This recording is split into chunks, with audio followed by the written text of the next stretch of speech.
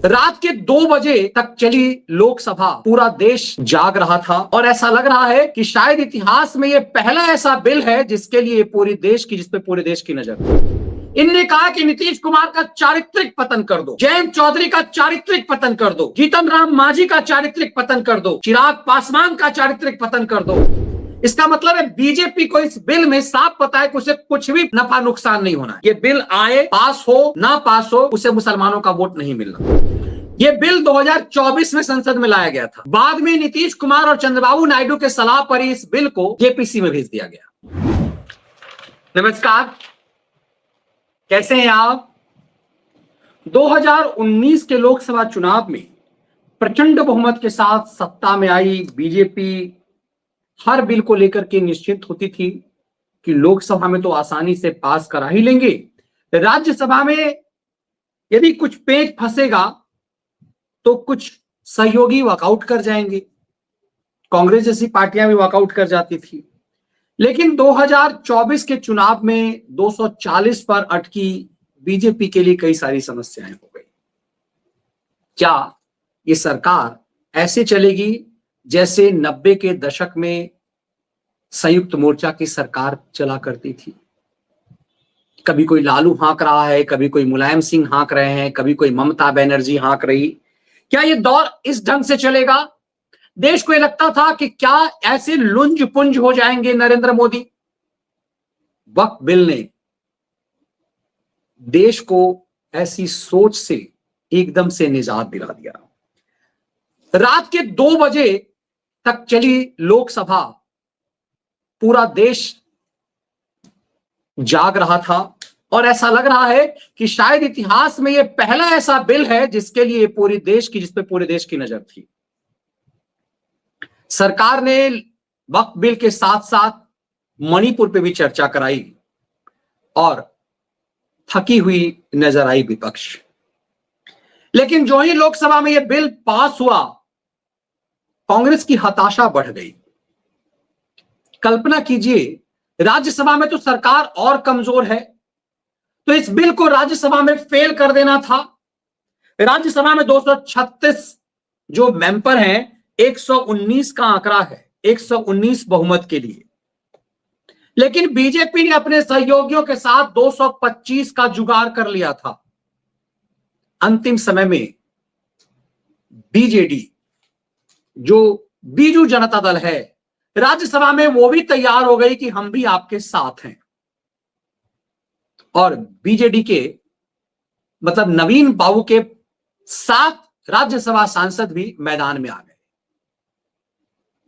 तो फिर लोकसभा से भी बेहतर स्थिति में सरकार राज्यसभा में आ गई, जो कल्पना से परे था। तो सवाल यह है कि बहुमत से कोसों दूर नरेंद्र मोदी और अमित शाह वाला ठसक के बाद भी इतनी आसानी से ऐसा कुछ क्यों हो रहा है? लोकसभा में जो ही ये बिल पास हुआ, कांग्रेस का इकोसिस्टम, कांग्रेस की पूरी दलाल मीडिया बेचैन हो गई है। क्योंकि मेरी नजर उन दलालों पर, उन खलियर खैरातियों पे ज्यादा होती है। मैं फेसबुक, ट्विटर से लेकर यूट्यूब पर कांग्रेस के उन दलालों को, कांग्रेस के खैरात पर पलने वाले इन यूट्यूबरों को देख करके दंग हूं।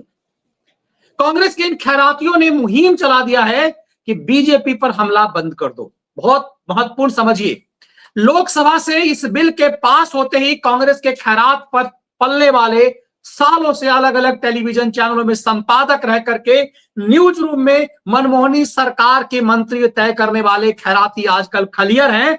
और वो मोटे मोटे राक्षसी खलियर खैराती से लेकर उन तमाम दाढ़ी वाले और धान गेहूं विशेषज्ञ, इन चिरकुटों की टोली ने सरकार को के इस एजेंडे पर अब खुल करके कहा है कि मोदी और शाह पर हमला बंद कर दो। वक्फ बोर्ड पर खलियरों ने सरकार को के खिलाफ जो एजेंडा दिया है, उसमें कहा है कि नीतीश कुमार, चंद्रबाबू नायडू, जयंत चौधरी, जीतन राम मांझी और बीजू जनता दल का चरित्र हनन करो।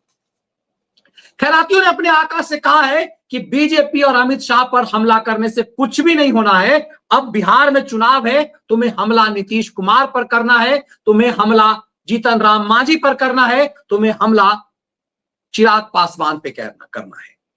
जरा इनके नैरेटिव और इनके एजेंडे को देखिए कि इनके खलियर खैराती कितने सचेत हैं। इनने कहा कि नीतीश कुमार का चारित्रिक पतन कर दो, जयंत चौधरी का चारित्रिक पतन कर दो, जीतन राम मांझी का चारित्रिक पतन कर दो, चिराग पासवान का चारित्रिक पतन कर दो, तेलुगु देशम पार्टी के चंद्रबाबू नायडू का चारित्रिक पतन कर दो और एजेंडा यही लगाओ।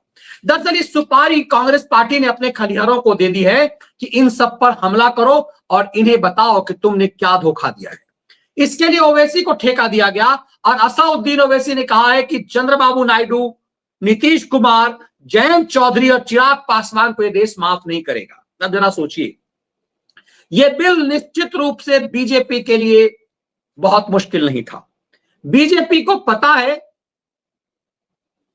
यह बेहतर तरीके से पता है कि वो गर्दन कटा करके भी जिहादियों को दे देंगे, जिहादी उनको वोट नहीं देंगे। ऐसा नहीं कि हमें और आपको इसके बारे में पता है, नरेंद्र मोदी को नहीं पता। जिस व्यक्ति ने गुजरात जैसे राज्य पर 12 साल तक शासन किया, विपरीत परिस्थिति में सब कुछ करके देख लिया, उसे एक वोट नहीं मिला गुजरात में। अमित शाह उत्तर प्रदेश जैसे राज्य के प्रभारी बने, क्या अमित शाह को नहीं पता?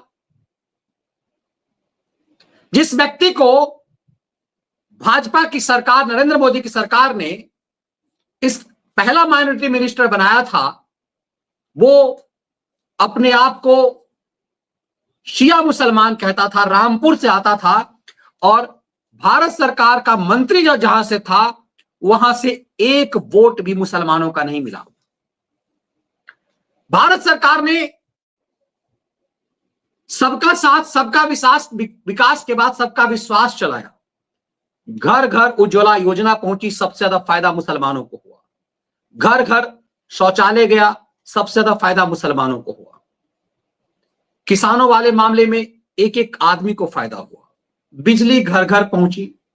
भारत के इतिहास में पहली बार मुसलमान बद से बदतर स्थिति, जो दलितों से भी बदतर स्थिति, जिसको कहा गया था सच्चर कमेटी में कि मुसलमानों की स्थिति देश में बद से बदतर है, दलितों से भी बदतर है, उसको मोदी ने सुधार दिया। इसके बावजूद 1% वोट भी मुसलमानों का नहीं मिला। यह झूठ फैलाया जाता है कि पसमंदाओं ने वोट दिया। रामपुर का रिकॉर्ड आजकल पता चल जा रहा है कि इतने बहुमत वाले इलाके में एक वोट भी मुसलमानों का नहीं मिला। तो क्या ये हमें और आपको समझ में आता है? नरेंद्र मोदी और अमित शाह जैसे बाजीगर को, वोट बाजीगर को, चुनाव बाजीगर को समझ में नहीं आता होगा। इसके बावजूद वो वक्त बिल से पहले सौगातें मोदी लेकर के आए तो झंडावदार लठैत हिंदू उन्माद में आ गए।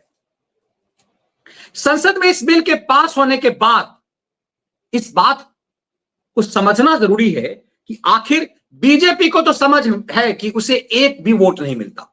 उससे यह कहा जाता है कि भैया तुम्हारी पार्टी में एक भी मुस्लिम सांसद क्यों नहीं है। कोई ये चंडालों की चौकड़ी नहीं बताता कि एक भी वोट नहीं देते हो तो सांसद कैसे होगा। सांसद जनता चुनती है और यदि मुसलमान कोई वोट ही नहीं देता है तो फिर कोई मुसलमान सांसद कैसे हो सकता है, चुन करके कैसे आ सकता है। राज्यसभा में तो किसी को भेजा जा सकता है। इसीलिए एक समय में जो बीजेपी की तरफ से खैरात में सांसद होते थे, शाहनवाज हुसैन से लेकर कई ऐसे लोग जो सांसद बन जाया करते थे, सिकंदर बख्त एक समय राज्यसभा जाते थे, आज के डेट में राज्यसभा में भी कोई नहीं होता। एक शायर जो रामपुर से आता था, अपने आप को बड़ा काबिल समझता था, उसे भी साइड कर दिया गया। इसका मतलब है बीजेपी को इस बिल में साफ पता है कि उसे कुछ भी नफा नुकसान नहीं होना है। ये बिल आए, पास हो ना पास हो, उसे मुसलमानों का वोट नहीं मिलना। लेकिन जिन क्षेत्रीय छत्रपों को इस बात का, जातिवादी पार्टियों को इस बात को लेकर के था कि मुस्लिम तो उसे वोट मिलता है, वैसे ललन सिंह मतलब राजीव रंजन सिंह, जो ललन सिंह के नाम से जाने जाते हैं, जो जेडीयू के सबसे प्रभावशाली हैं, उन्होंने पिछले साल एक मंच से कह दिया था कि हमें पता है कि मुसलमान हमें वोट नहीं देता, हम कुछ भी कर लेंगे, मुसलमान हमें वोट नहीं देता। ये ललन सिंह का बयान था पब्लिक मंच पे। लेकिन नीतीश कुमार इस भ्रम में आज भी हैं कि पसमंदा मुसलमान, महादलित मुसलमान उनको वोट करता है। चिराग पासवान इस भ्रम में है कि उन्हें मुसलमान वोट करता है, क्योंकि रामविलास पासवान मुस्लिम वोट के बहुत बड़े ठेकेदार थे। चिराग पासवान भले ही चंदन करके हाथ में मोटा वाला कलेवा बांध करके घोर सनातनी होने की कोशिश करते हो, लेकिन उनके पिता कट्टर सनातन द्रोही एक समय में लगते थे और इसीलिए तुष्टीकरण का वोट उनको मिलता था। लेकिन अपने पिता से उन्होंने बहुत अपने आप को, समय के साथ उन्होंने अपने आप को बदला और एक सनातनी दिखने लगे, पूजा पाठ करने वाले, हमेशा चंदन टीका करने वाले, जो उनके पिता कभी नहीं करते थे। उनके पिता के अंदर घोर जातिवाद था जो चिराग में नहीं दिखता है पब्लिकली। अब भगवान जाने कितना है, लेकिन पब्लिकली नहीं दिखता और यही सच है कि चिराग में कहीं ना कहीं फर्क है। उस चिराग एक पासवान को भी कहीं ना कहीं संदेह था। दूसरी तरफ आप जयंत चौधरी को लीजिए, तो जयंत चौधरी को भी इस बात का भ्रम रहा है कि जाटों के साथ साथ मुसलमान वोट उनको करता है। चंद्रबाबू नायडू तो स्कल टोपी लगा करके, तुर्की टोपी लगा करके घूमते हैं। तो ये जितने क्षेत्रीय छत्रप हैं, उससे भी आगे बिहार को भी ले लीजिए, तो बिहार के जीतन राम मांझी पूर्व मुख्यमंत्री, इनको भी मुस्लिम वोट मिलने की आस रही है। तो सवाल सबसे महत्वपूर्ण ये है कि आखिर इन लोगों ने अपने पांव में कुल्हाड़ी मारी है। नीतीश कुमार, चंद्रबाबू नायडू, जीतन राम मांझी, जयंत चौधरी और चिराग पासवान, इन सबको कैसे मनाया गया, ये सबसे महत्वपूर्ण है। क्योंकि इस बिल के में साथ आने के बाद सबसे ज्यादा हमला इन्हीं पर किया जा रहा है। बीजेपी, नरेंद्र मोदी और शाह को इसके लिए कोई दिक्कत नहीं है। हमारे लंबे समय तक बीट रिपोर्टर साथी रहे अखिलेश शर्मा जी ने एक रिपोर्ट जारी किया है और उस रिपोर्ट में उन्होंने बहुत ही गंभीरता से, चूंकि वो बीजेपी कवर करते हैं, उन्होंने इस बात को साथ रखा है कि कैसे बीजेपी ने इसको साधा है। और तस्वीरें भी देखिए यदि आप, तो जो सोशल मीडिया पर वायरल होता है वो ऐसा लगता है कि नरेंद्र मोदी के सामने कैसे गिड़गिड़ा रहे हैं। ये फ्रेम है, इस फ्रेम के साथ तस्वीरें वायरल हो रही है कि नरेंद्र मोदी के सामने में चंद्रबाबू नायडू और नीतीश कुमार गिड़गिड़ा रहे हैं। दरअसल भारतद्रोही पूरा गैंग ये चाहता था कि चंद्रबाबू नायडू और नीतीश कुमार झटका दे दे। यदि चंद्रबाबू नायडू और नीतीश कुमार झटका दे देते तो ये पस्त हो जाते, क्योंकि इन दोनों के एक साथ बाहर आ जाने से चिराग पासवान, जीतन राम मांझी और जयंत चौधरी यदि साथ भी होंगे तो सरकार नहीं चल पाएगी। दरअसल अब महत्वपूर्ण यह है कि क्या इस बिल का विरोध में सरकार से समर्थन वापस लेने की धमकी देकर के ये अपना वजूद बचा पाएंगे।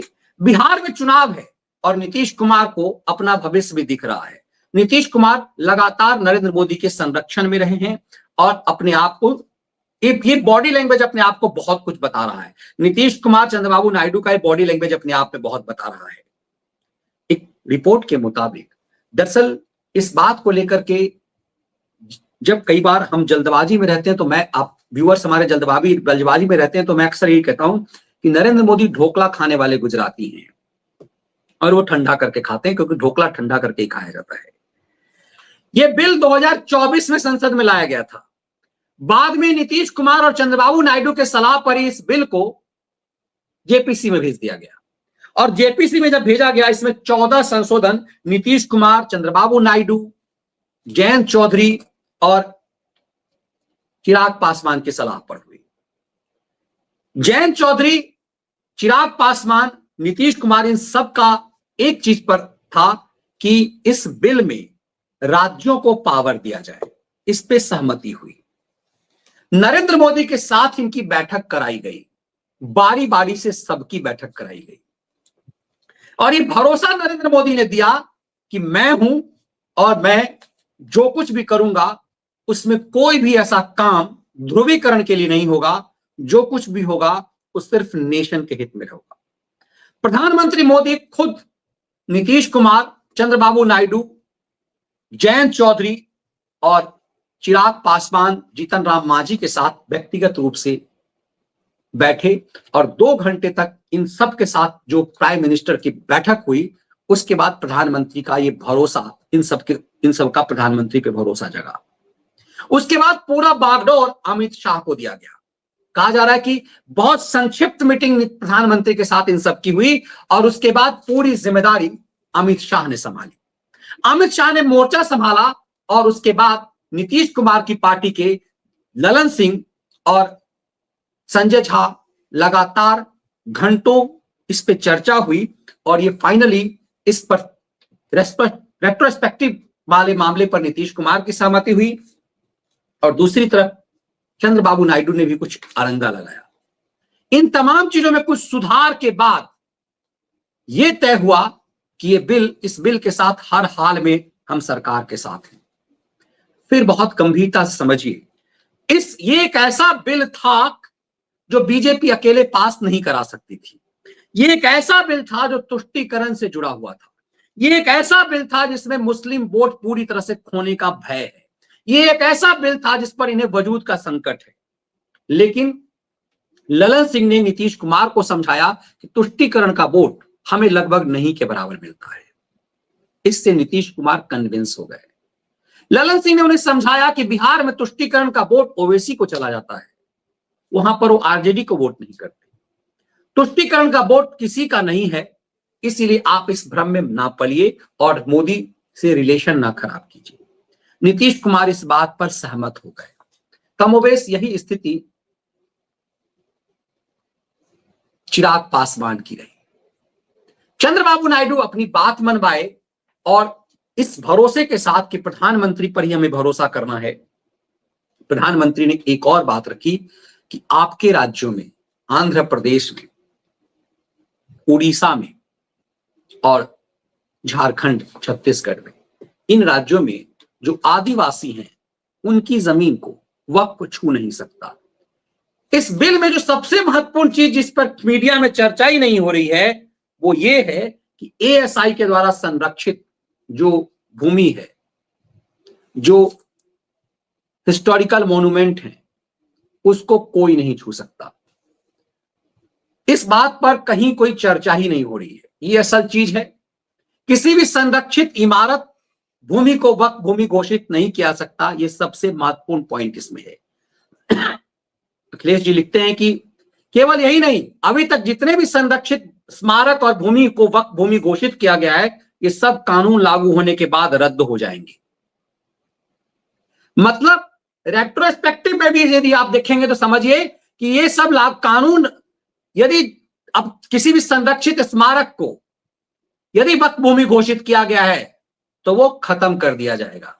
ये सबसे महत्वपूर्ण है। देश भर में करीब 200 ऐसे स्मारक हैं जिन पर वक्फ का दावा है। इसमें दिल्ली का पुराना किला, कुतुब मीनार, सफदरजंग का मकबरा, हुमायूं का मकबरा, इसी तरह के कर्नाटक में टीपू सुल्तान का मकबरा, औरंगजेब की बीबी की कब्र और गुलबर्गा किले की वक्फ की संपत्ति बताया गया है। ये वक्फ की संपत्ति नहीं रह जाएगी क्योंकि ये आर्कियोलॉजिकल सर्वे ऑफ इंडिया का मामला है। अब इस पूरे चीजों को यदि समझेंगे तो झारखंड, छत्तीसगढ़, उड़ीसा और आंध्र प्रदेश में बड़े पैमाने पर, इनफैक्ट महाराष्ट्र में भी आदिवासी लैंड बहुत ज्यादा है। बड़े पैमाने पर आदिवासी भूमि कब्जा करने, आदिवासियों की बेटी से शादी करके उसकी जमीन के मालिकाना हक का जो षड्यंत्र किया गया था, उस खेल को भी खत्म कर दिया गया है कि आदिवासियों की भूमि वक्फ की भूमि नहीं होगी। यह बेहद महत्वपूर्ण है जिस पर चर्चा नहीं हो रही है। तब समझ में आएगा कितना क्रांतिकारी बिल है और इसे डिरेल करने की कोशिश की गई है एक षड्यंत्र करके। अमित शाह ने इन सबको समझाया कि देखिए, हमने इतना कुछ किया है, हमारा अपना वोटर ही हमसे नाराज है कि हम तृप्तिकरण कर रहे हैं, फिर भी हम सौगातें मोदी ला रहे हैं। हमने घर घर उज्ज्वला दिया, एक सरकार के रूप में हमारी जिम्मेदारी है, हम ऐसा नहीं कर सकते। पूर्ववर्ती सरकार किसी पर्टिकुलरली कास्ट के लिए करती थी। उत्तर प्रदेश और बिहार में यही देखा गया, एक पर्टिकुलरली कास्ट और तुष्टीकरण को ठगा गया। काम सिर्फ एक पर्टिकुलर कास्ट के कुछ अपने रिलेटिव्स के लिए किए गए। नरेंद्र मोदी ने अपने सहयोगियों को समझाया कि ऐसा बताइए कि 11 साल में हमारा ऐसा कौन सा काम है जो हमने किसी खास मजहब के लोगों के लिए नहीं किया। हर काम ऐसा किया गया। उसके बावजूद जो लोग ये कहते हैं कि पसमंदा वोट दे रहा है, उन पसमंदाओं ने भी कहा है कि ये नरेंद्र मोदी हिंदू राष्ट्र लाना चाहते हैं। नरेंद्र मोदी ने इस बात को लेकर कन्विंस किया कि हम गर्दन कटाने के लिए भी तैयार हैं, फिर भी ये वोट नहीं दे सकते। ऐसे में ये वोट आपको भी नहीं देंगे आपको और हमें, हम सबको मिलकर नेशन के लिए सोचना है। और यही एक वजह है कि प्रधानमंत्री मोदी की छवि, उन पर उनका भरोसा, जिसके कारण नीतीश कुमार, चंद्रबाबू नायडू, जीतन राम मांझी, जयंत चौधरी और चिराग पासवान बीजेपी नेताओं से भी ज्यादा तेवर में और तल्ख भाषण संसद में देते नजर आए। इतना महत्वपूर्ण बिल संसद से पास हो जाना यूं ही संभव नहीं था। तब आप समझ पाएंगे कि कैसे मनाना संभव हुआ। एक नीतीश कुमार होते तो समझ में आती बात, इतने सारे मेढक थे, चंद्रबाबू नायडू, नीतीश कुमार, जयंत चौधरी, जीतन राम मांझी, चिराग पासवान, इन सबको एक जगह लाना, इससे बड़ा मैसेज सरकार ने दिया है। वक्फ बिल राज्यसभा और लोकसभा से पास करा करके सरकार दरअसल भारत द्रोहियों की छाती पर मूंग दलेगी। ये एक ऐसा बिल है जिसमें ऐसा नहीं कि सरकार का कोई फायदा है। इसीलिए ये जो जितने सहयोगी हैं बाद में कोई सौदा नहीं कर पाएंगे सरकार से, क्योंकि इसमें भाजपा का कोई निहित हित नहीं है। ये नेशन से जुड़ा है और यही कन्विंस नरेंद्र मोदी करने में सफल हो गए। और इतना करने में सफल हो गए कि उनके डिटर्मिनेशन को दिखाता है, उस भरोसे को दिखाता है कि इतना महत्वपूर्ण बिल संसद में पास हो रहा है और वो न लोकसभा में दिखे न राज्यसभा में दिखे, वो थाईलैंड में दिखाई दिए। प्रभु राम की लीला देख रहे हैं, रामायण देख रहे हैं। नरेंद्र मोदी का एक कॉन्फिडेंस, ये भरोसा अपने सहयोगी दलों पर यूं ही नहीं आया है। नरेंद्र मोदी को छोड़ना, इग्नोर करना सहयोगियों के लिए कितना घातक है, ये वक्फ बिल पर समझ में आया। ये वीडियो विश्लेषण आपको कैसा लगा? कंटेंट पसंद आए वीडियो को लाइक और शेयर जरूर कीजिए। जय हिंद, वंदे मातरम।